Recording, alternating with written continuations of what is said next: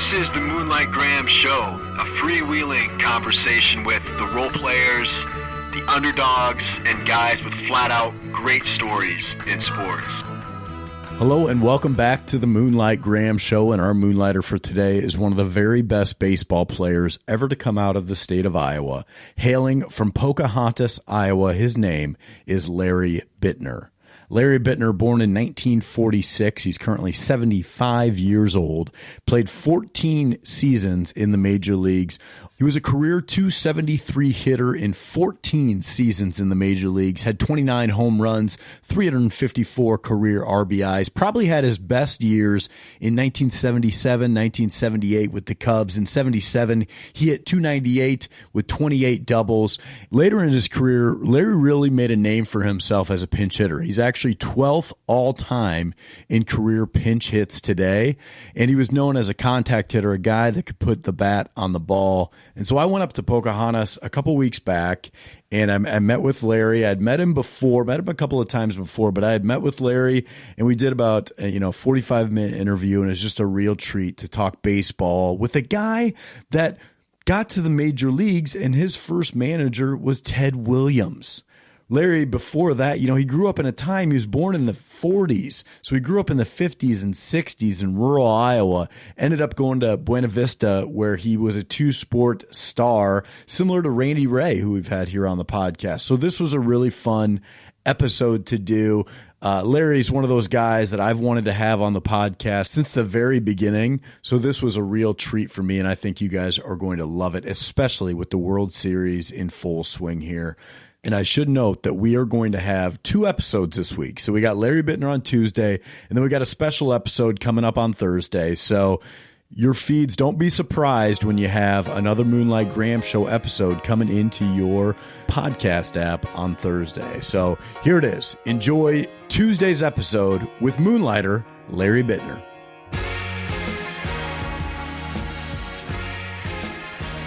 So I'm here with Major League Baseball legend. Should I call you a legend? The legend of Larry Bittner? I don't know. I don't know about the legend part, but I did play Major League Baseball, yes. Yeah. So, Larry, we're up here in Pocahontas, Iowa, where you have spent most of your life. What was it like growing up in Pocahontas, Iowa in the 50s and 60s? Well, it was great. I wouldn't have changed it for anything. We were fortunate that in this area, in the group of kids that I grew up with, to be a whole lot of athletically inclined kids, and we spent pretty much most of our time outside, playing ball, baseball, basketball, swimming. We had a great time. It was a fun time to grow up. When did you know that you were a pretty good athlete?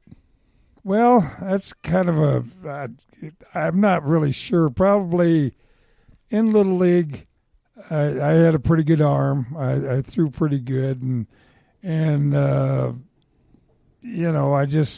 don't know. I actually was not above any of the other guys in there that were, that I played with. So we just had a really good group of athletic guys, really. Well, you talk about playing multiple sports, and you ended up playing multiple sports at Buena Vista in college too, right? Weren't you both on the baseball and basketball team? Correct. Yeah, that's my scholarship was both baseball and basketball. Which one did you like more? Well, baseball probably. I mean, basketball was something that probably in high school I enjoyed more because it was a bigger sport. Yeah. And baseball, summertime was that's when I decided, that's what I wanted to do, and so that's what we did. And we played a lot of baseball. We had some good teams, but we enjoyed it. Everybody did, and it just was a fun time, really. What type of player were you in college? Well, when I was with when I first got to Buena Vista was my sophomore year. My freshman year, I went to Drake on a basketball scholarship, but they didn't have much baseball at all. So I said, this is not going to work.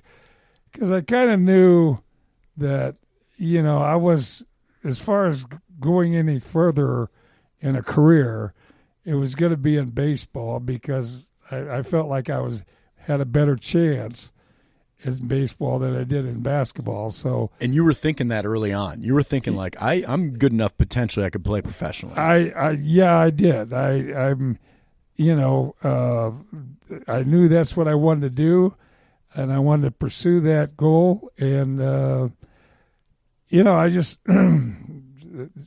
basically wanted to do that, and I knew that Drake was not going to be able to do that for me. So, I transferred to Buena Vista because they had an excellent baseball program, just a wonderful program.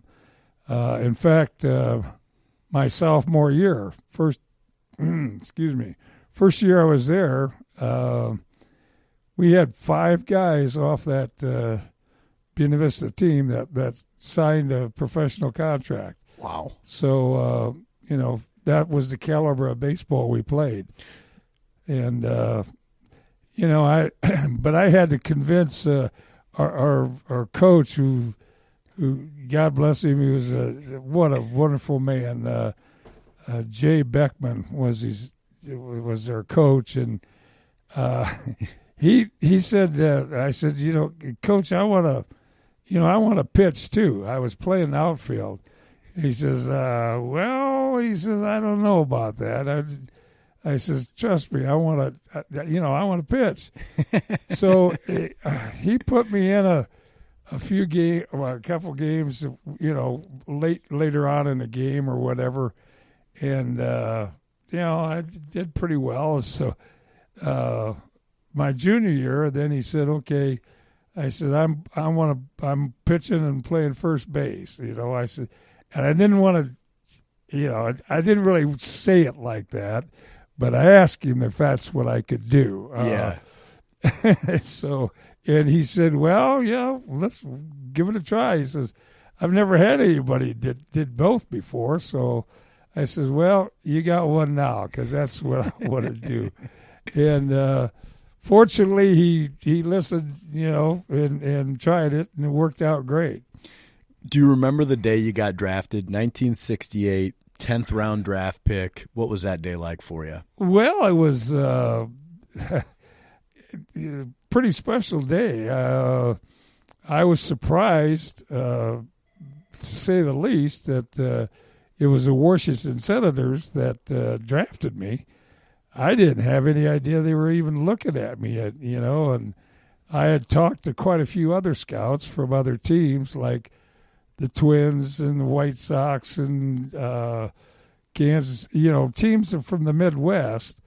Never talked to a lot of, East Coast or West Coast teams, but apparently that's, I was a little surprised, and I thought, wow, okay. And so, immediately they called me, and, from there on, why, it's all history, as they say. Yeah, well, you didn't spend a whole lot of time in the minors. You get drafted in 1968, and you made your major league debut in 1970.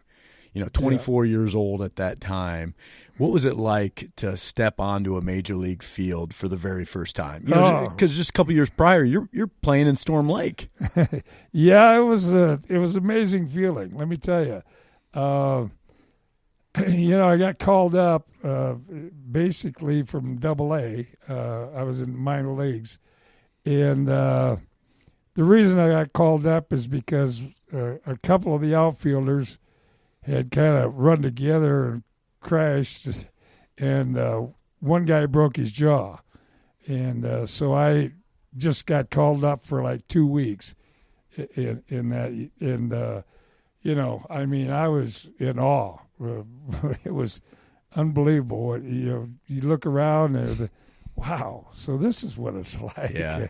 It was it was hard to explain, really. I mean, it just, like you say, you're overcome with, to think that, all your life you've dreamt of doing this and hopefully, and here you are, you're here, even if for a little while, you're here, So it was a great feeling, but, of course, I only spent 2 weeks and then got sent back down, but that was okay too. Well, then next year, your second year in 1971, you spent most of the year up with the big club. Right. And at that time, the manager of the Senators was the splendid Splinter. Yes, he was. The greatest hitter ever to live, Ted Williams, is your manager. Mm-hmm. What was it like, and you're a lefty stick. He was a lefty stick. What was it like talking hitting with that guy? I'll tell you what, it kind of puts you in awe, It was a little bit intimidating, to say the least. Was he ornery? Or was he friendly? What type of guy was he? I think, he kind of, he made you feel like you were two inches tall. He could. I mean, he would, and it was, you were always on edge with him. I was, in a way, because here I'm a rookie and everything, and I got to listen to everything he says, and he always wanted me to become a home run hitter. Mm-hmm. He said, "You're big enough; you should be hitting 20, 30 home runs a year." Well, of course, I never had before, and I said, "Okay," So I obviously tried to, do what he said, because he was the best hitter ever. And but I found out later that, you had to take, granted he was the best hitter, and as far as intelligent, he really delved into the game and hitting. Mm-hmm. All aspects of it, mental, physical, you name it. He was, that's what he did, but he was a special hitter. There wasn't anybody else like Ted Williams. So what he did and thought was fairly, easy. Well, the rest of us, it wasn't easy. It was right. It was tough, and so consequently, it kind of screwed up my swing a little bit, and it took quite a while for me to get it back, and but so really, I found that you had to really just take certain things that you thought would help you, and apply it to your own, style of play or style of hitting, and then the rest of it, you listened intently and everything, but you kind of just you got to pick and choose what works for you. Got to go by the wayside, because, like I said, nobody hits like Ted Williams did. Right. So once I started doing that, it felt a little better. But he was tough to play for.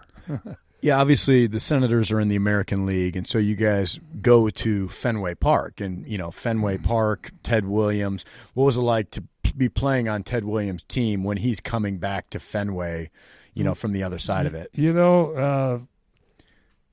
They had every year they had this one special night. They called it Jimmy Fun. Oh, night. The Jimmy Fun. They still have that. Yeah. Yeah, and that's and we were there when they had that. The Senators were playing them, and of course, everybody was wondering whether Ted was going to come up to hit and everything. In like a home run derby or batting practice or something? Yeah, what they did is to raise money, like they'd have this, all these players come up there, former players, and they would hit and so many swings, just lobbing the ball up there, and if they hit like a single was right outside the end of the outfield grass, and the double was if it hit the warning track. Sure. Triple a home run, of course, was a home run over the fence, and each one was like worth so much money, and so we were all worried, wondering what was Ted going to do, because at that time Ted had put on a lot of weight, and he had a huge belly, and he always wore a jacket to cover it up. Yeah, I mean, I would too. Yeah, it was like 100 degrees down in Texas, and he's wearing a jacket, but for one reason. Anyway, so we're all standing around there and kind of just watching the proceedings, and all of a sudden they announced Ted's name, and out he comes. And I'll tell you what, he put on an exhibition of hitting that was unbelievable. I mean, we were all in awe. He came out there and absolutely, the guy that was pitching through, just kind of lobbed it in there. He says, "No, throw harder. I could never hit that slow stuff. Throw it harder. I want to." And he'd take a pitch, and okay, that's fine. And then he proceeded to just absolutely hit the crap out of the ball. Wow. And it was an amazing sight. It really was. So eventually you kind of get your feet on the ground in the major leagues, right? You get a couple of years with the Senators under your belt, but then your first really good year in the majors came in 1975. You're not even playing in America anymore. You're playing up in Montreal in Canada, but you have a really great year that year, playing most of the year as an everyday guy, hitting 315, 376 on base percentage, just a really good year. What did it feel like to have that type of year and really solidify yourself as a major leaguer? Well, it felt good. I mean,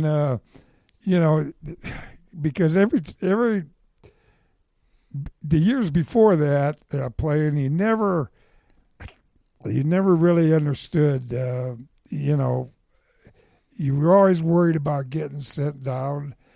You were never quite comfortable. Right. Then once you had a good year, you felt like you belonged, and it's, hey, I should be here. This is where I should be. And once that happened, it was a lot easier because it took a lot of the pressure off and made it a little bit more, because before that, I mean, you just, God, 0 for 4 or 0 for 6 or 8 or, God, they're going to send me down or, Is that constantly on your head? Like if I go 0 for 6 or 0 for 8 over a weekend, you're thinking, oh, man, I'm going to lose my job. Yeah, absolutely. I mean, it just automatically, you try not to think of that, but it creeps in there, let me tell you. And so you're trying a little bit harder and a little bit harder. And, of course, then you're trying to do things that you normally don't do, and it's just kind of everything escalates and until finally you get a hit again, and oh my God. So yeah, it does do that, and as I say, you try not to let that happen, but it does. Because it's a mental hitting, and it's a mental thing, much as physical. Trust me. It's one thing to have a great year in the major leagues, but it happened in Montreal because a lot of people in America, they're not watching the Expos all the time at that time. But it's another thing, like in 1977, to have another great year. You had a good year with the Cubs, and it's to do it with one of these historic Major League Baseball teams. Maybe outside of the Yankees, the Red Sox, the Dodgers, the Cubs are right in there with one of the most famous sports franchises in America. What's it like to play day games at Wrigley, be a regular guy, and be having a good year in 1977? Well, it was great. I mean, and what was really good about it was that every game was televised on cable. Yeah. And so everybody in the Midwest, including here, wherever, could watch every game. God dang it. So, yeah, it was fun. I mean, that was probably the most fun year that I had. We were playing well. Team was playing well, except towards the end. So, it was just it was great. It was fun. What's Chicago like at night? After you have a day game in Wrigley, the Cubs win. You're a part of a Cubs winning team, and you still got the rest of the day to go out with the boys in Wrigleyville or wherever you go. What were those days like? Well, of course, I was married, so there was about 4 of us, Bruce Suter, Rick Russell, myself, and Greg Gross, all lived out in northwest suburbs, Arlington Heights.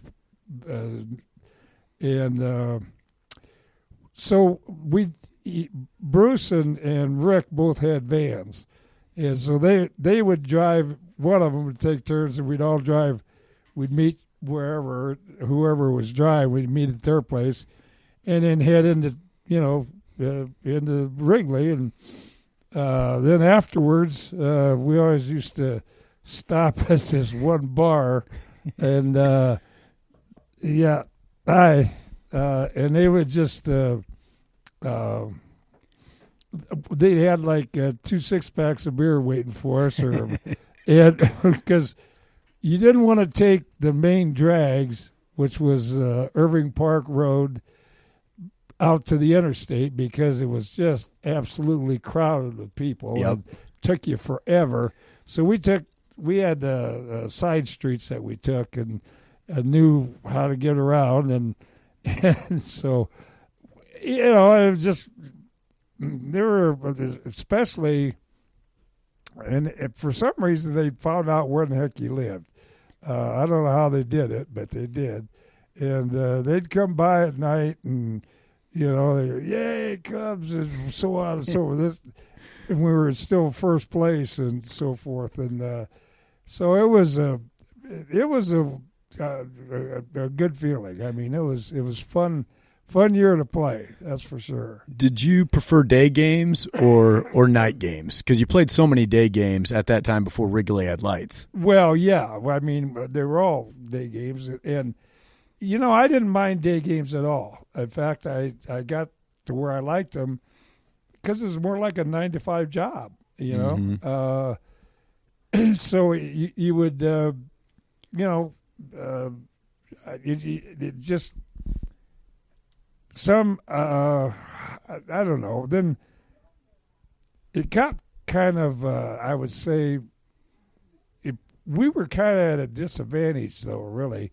Because we played all day games, and you go to these other, and adjusting to playing under the lights it's not a terrible adjustment, but it is somewhat of a one, and I think that kind of put us at a little bit of a disadvantage, but not that much.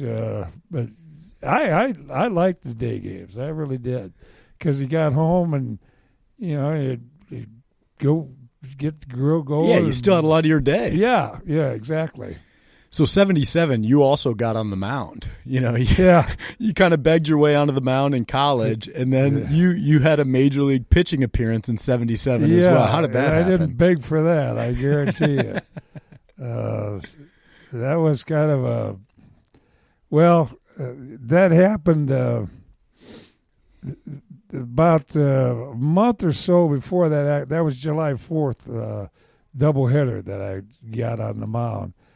But about a month or so before that, we went down to play in Wichita. It was an exhibition game against the AAA team, and of course everybody, we all just would rather have it because it's an off day. Yeah, we'd rather not be doing that. Yeah, and so I said, well, I knew they were probably going to, I said, well, they didn't have any pitchers. They didn't want to use any of, the regular pitchers, obviously, and lose their turn or whatever. So they brought in a couple of the minor league pitchers from another team to pitch, and then they still had 3 innings. So I says, well, I'll pitch, and like an idiot, I don't know why I said that, but I guess just to maybe get out, I said I'll pitch if I can pitch the second 3 innings, And then they said, well, okay, yeah, why not?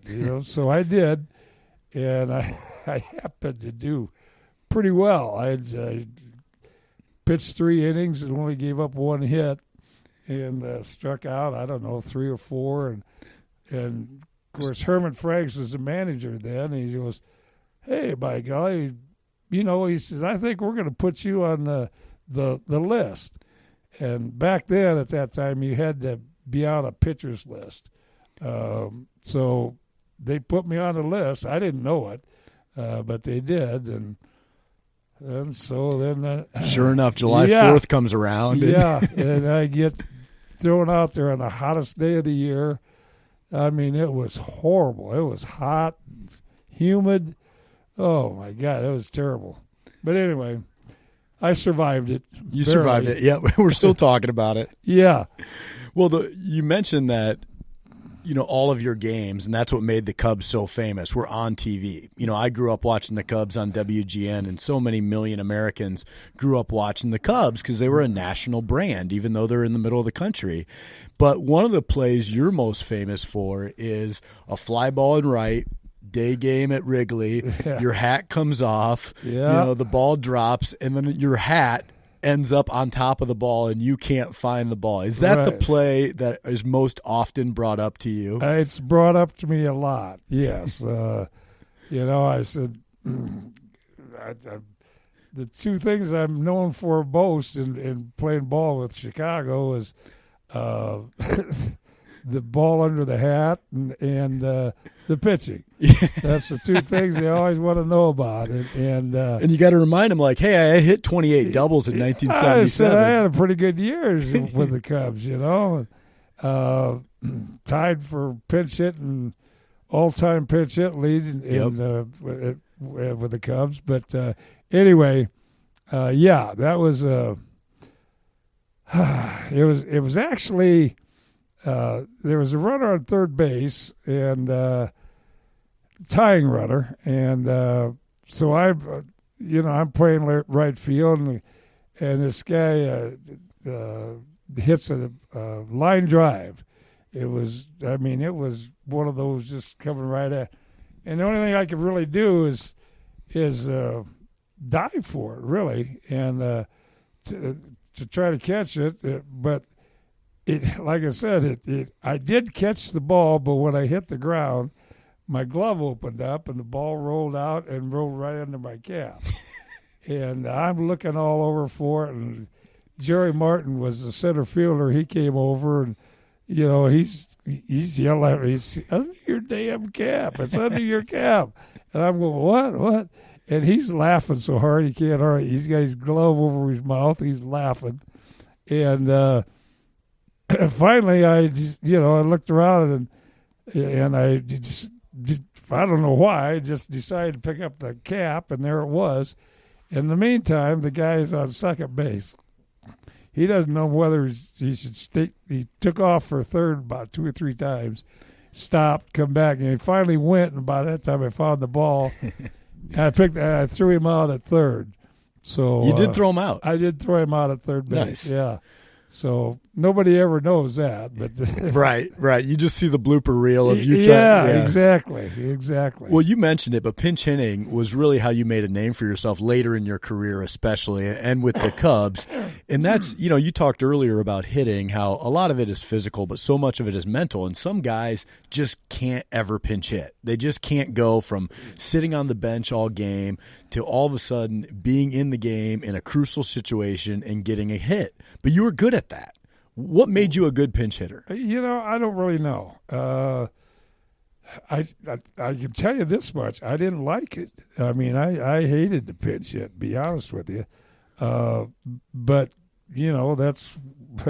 that's what they had me there for, and I think it was. I went up there with the attitude, don't get cheated. I mean, the first good pitch you see, if you're looking for a fastball, you kind of know most of the time what the pitchers that face you, what they like to throw and that sort of thing. And so you kind of little educated guess and just, try to be ready for everything. And,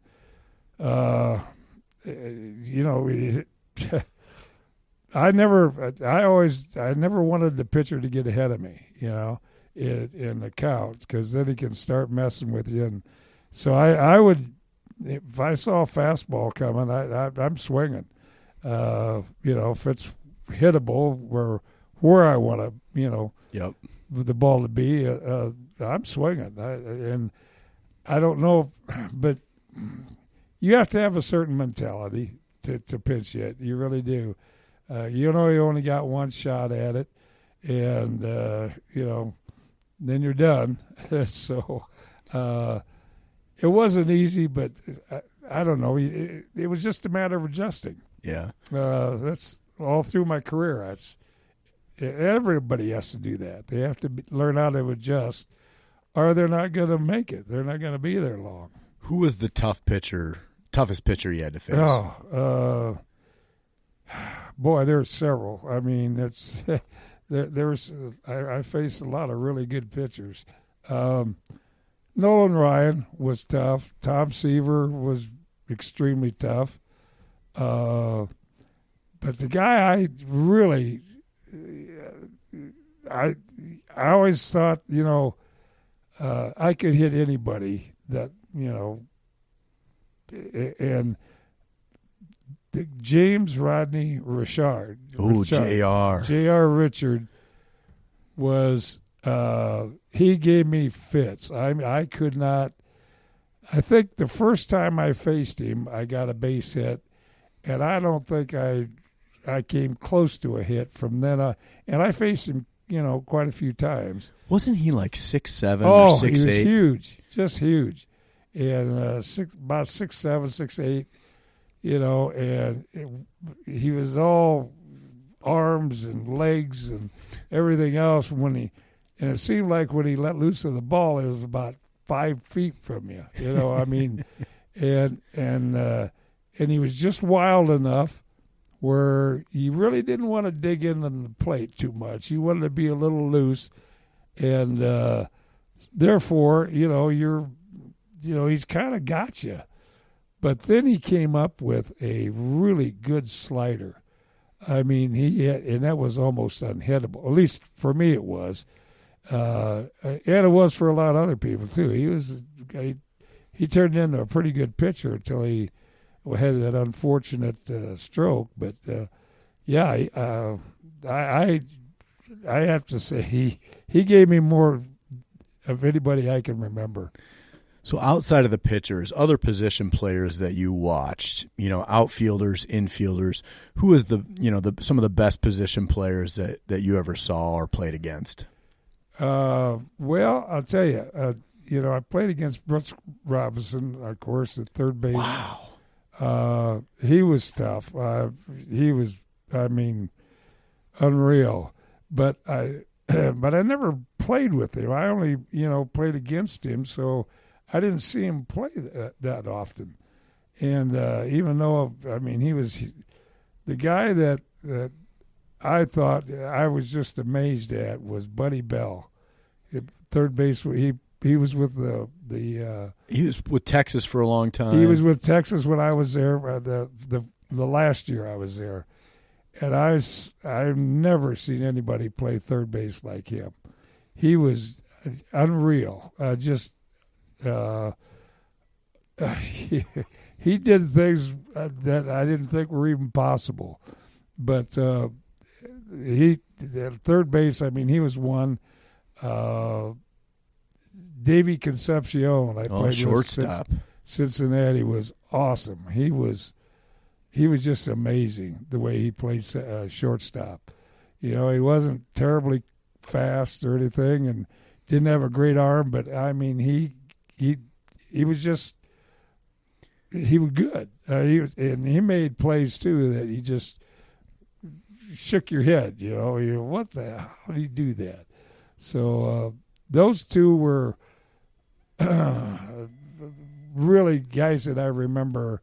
And I mean, there are several more. I could probably go on and on about the different players. Paul Blair was center fielder for. I mean, he was amazing. And they're just, Mike Schmidt, third base for.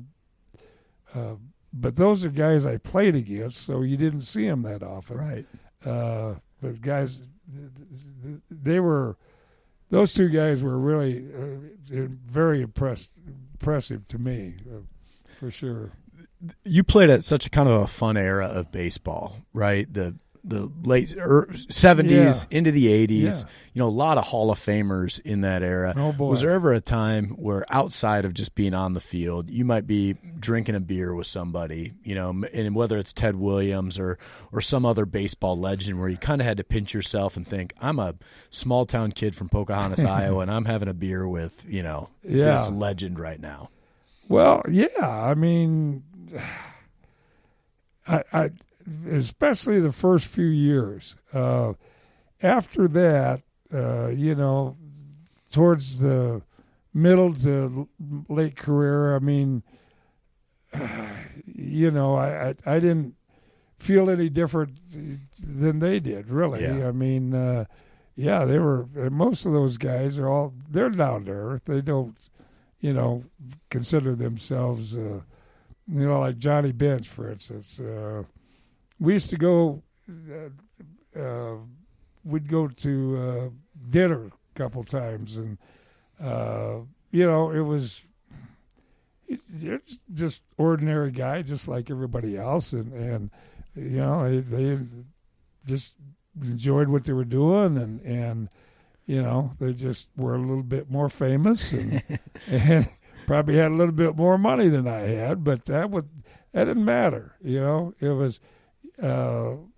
was just everybody was on the team, and that's the way it was. Who's your all-time favorite teammate? Oh boy, Bruce Sutter, and probably Rick Russell were my.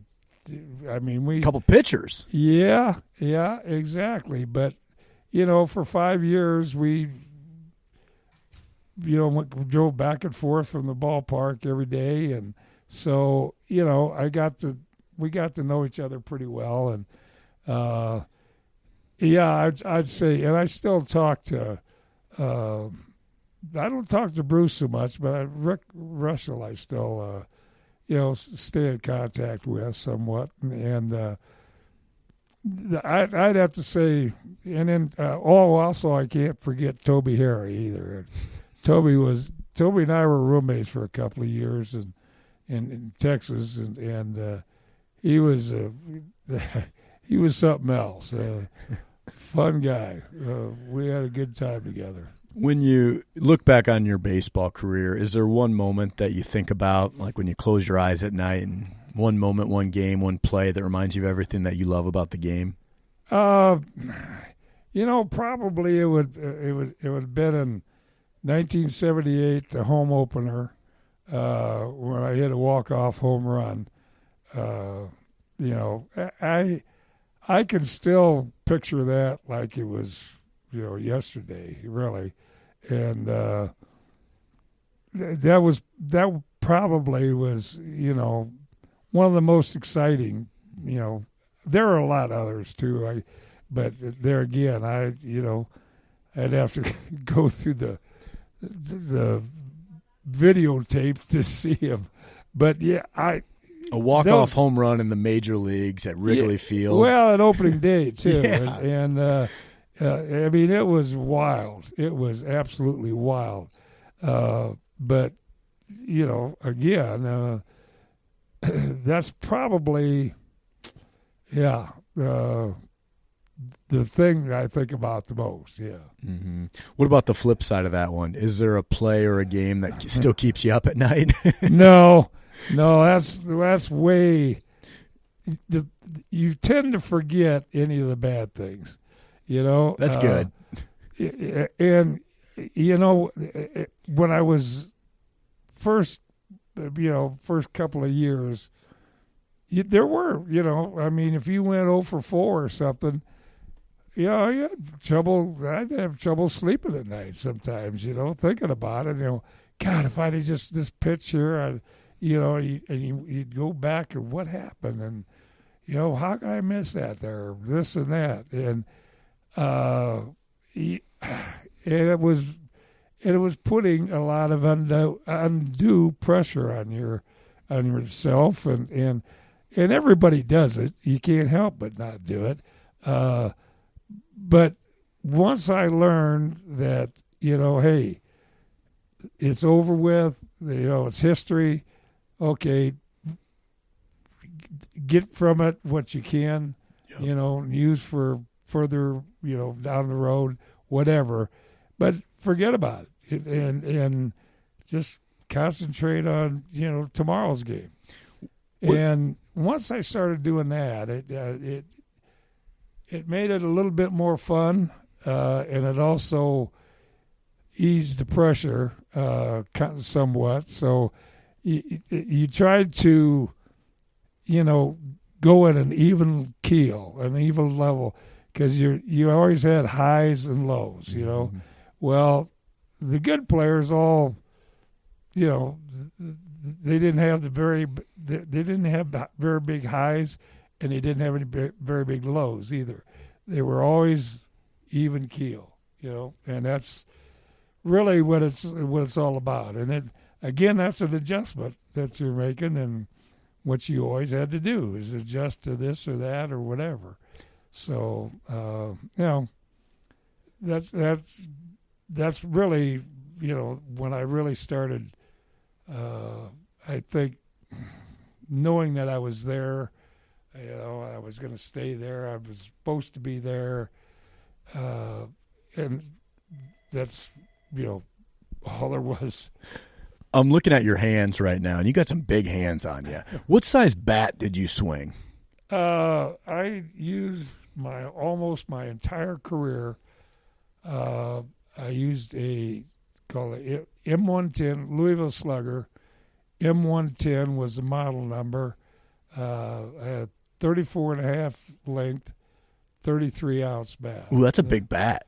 Well, you don't see people swinging many 34.5s anymore. No, not really. But it was a perfect. I don't know. It was my perfect bat. Now I would occasionally experiment with going to a little heavier bat, or even sometimes a little lighter bat, and sometimes a little longer bat, like a 35-inch. And I always went back to my old standby, the 34.5. That was the bat that was just it. That was my bat. Yeah, it's a pretty heavy bat, 33 ounces. When you're facing like a J.R. Richard or a Nolan Ryan, that you're bringing it 100 miles an hour. Did you ever think, well, maybe I'll swing a 32-ounce bat today? No, not really. I that was my bat. Yeah. And if I couldn't swing it, well, I don't deserve to be up there hitting against him. But what I would do sometimes, and especially if I got 2 strikes on me, is I would choke up a little on the bat. I mean, because I always felt like it gave you a little bit more control of the bat, and but I didn't, I usually always choked up just a little bit. I was never one to be right down on the end, knob, Some guys had their finger on the knob, and stuff.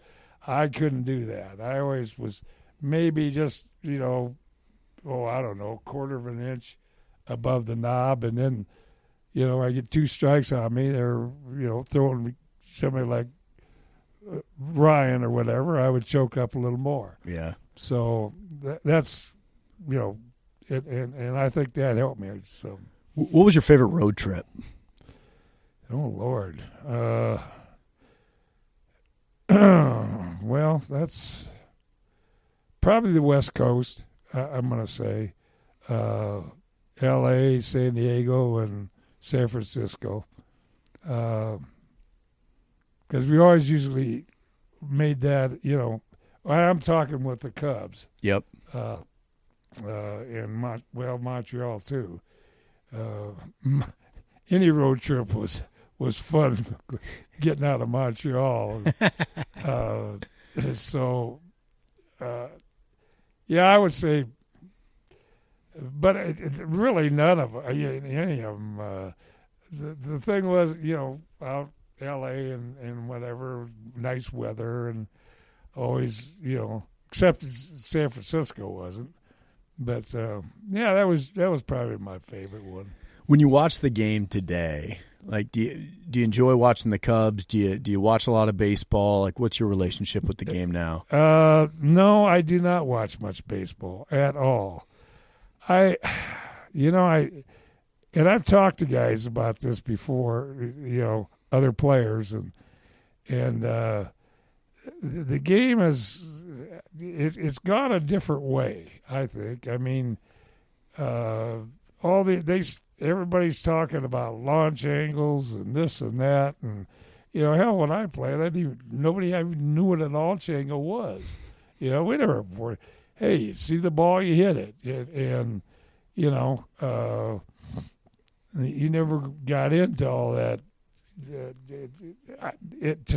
To me, today's everything's stats and computer.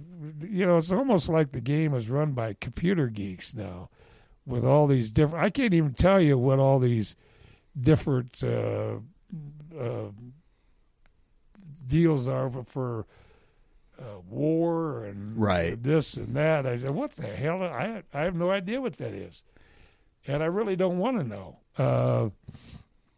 But I don't. The game has changed some in the fact that everybody swings the same now. They're all going basically for the home run. I mean, that's it. It has changed the game, I think. And you never see any of the old fundamental baseball being used, like the hitting behind the runner, giving yourself up to hit behind the runner, advance him. I don't know. Yeah, bunting, stealing, hit and runs. A lot of that stuff. They all play for the big inning now, it seems like, and the home run. And to me, that's changed the game. I don't know. I really... And to be honest with you, I'm not a big fan anyway of not just baseball, but if I can't play it, I mean, I like it once in a while. If it,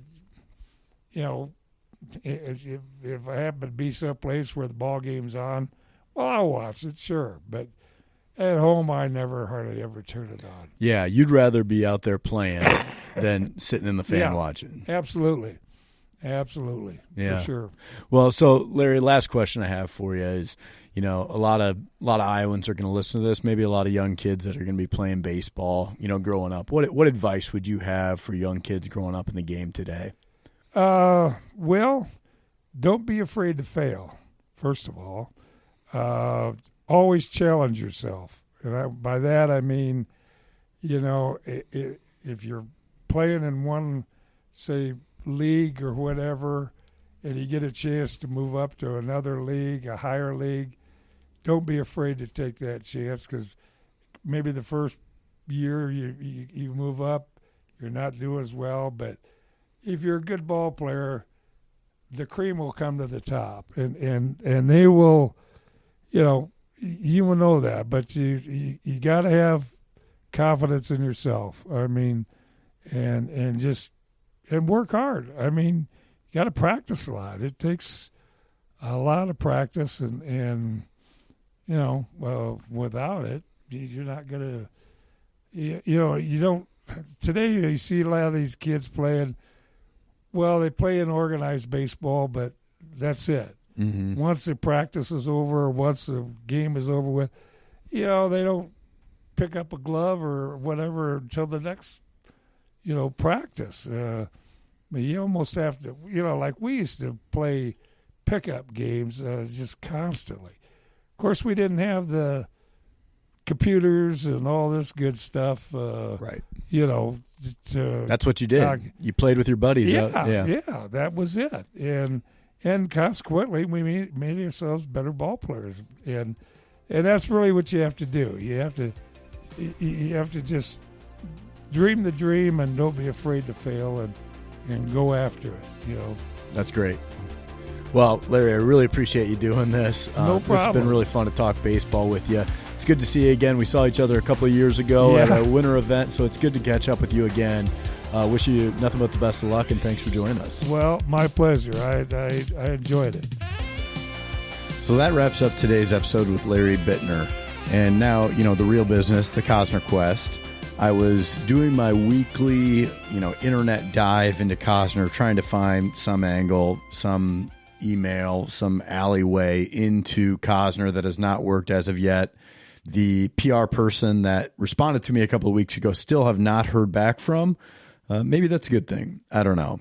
But doing the weekly internet dive, and I came across an interesting fact this week that Kevin Costner's agent is from Iowa Falls. Now, I knew that there was a prominent Hollywood agent from Iowa Falls that is very, very well connected to, the A-listers in Hollywood. And he's, very well connected to like Ari Emanuel, who's Rahm Emanuel's brother, and apparently was the inspiration for the character Ari Gold in the show Entourage. So I knew that there was a guy out there because every now and again you'll see like a big movie premiere in Iowa Falls, because I believe that agent has purchased the movie theater in Iowa Falls and he now owns it and has somebody operate it for him. And so I think a couple of years ago, Hugh Jackman had a Wolverine movie coming out and they had a movie premiere in Iowa Falls for that movie. And so I'm going through my Cosner deep dive this week, trying to find, his other PR people, trying to find his agent, trying to find his publicist, all of these things. And I come across his agent, and sure enough, he's from Iowa Falls, went to college at Luther up in Decorah. And one of my angles this week was to send a couple of emails out to people that work for this agent to see if I could, lean on the Iowa angle there to try to get Costner on the podcast. Nothing back as of yet, but I thought that was worth sharing.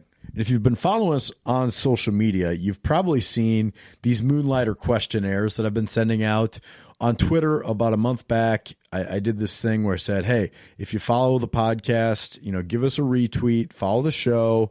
I'll send you some stickers and a Moonlighter questionnaire. A lot of people have been posting them on social media. So my favorite one that I'm going to highlight today is from our good friend Tyler Johnson. So Tyler Johnson from Dayton, Iowa. His favorite Moonlight Graham Show episodes was the Nick Nurse episode. His best mile, 8-ish is what he wrote. So not a big runner out there. Never apparently got below 8 minutes, which isn't great. 16 career home runs. Favorite underdog is the 06 George Mason basketball, which was fantastic. But here's why I wanted to highlight Tyler Johnson. His best round of golf ever, 63. 63 on 18 holes. That's pretty remarkable. I think my best round of golf ever is I think I've broken 80 a couple of times on some municipal courses, but 63 is like PGA Tour type of stuff. So Tyler, great job on the 63. Thank you for following the podcast. Thanks for doing our little Moonlighter questionnaire, posting on social media. If you also, listening out there, want a Moonlighter questionnaire, just, follow the show, give us a retweet, DM me your address. I will send you out some stickers and a questionnaire. We love hearing from you guys every week. Thank you so much for listening to today's episode with Larry Bittner. Special thanks to brothers Andy and Neil, trusted co-host Tommy Griffin, who does all of the write-ups each and every week. Brendan Gargano does all of our artwork here, and our producer behind the scenes is Brian Sandvig. Thanks to all those guys. And of course, once again, thanks to you, the Moonlighters, the listeners out there. Couldn't do it without you guys. So have a great week, Moonlighters, and cheer for those underdogs. It's Moonlight Graham, yeah. It's a pretty good program, broadcasting to the heartland. Sports stories for the everyman. It's Moonlight Graham, yeah. Please follow us on Instagram. You're loving us on Twitter too. You download every pod we do. It's Moonlight Graham.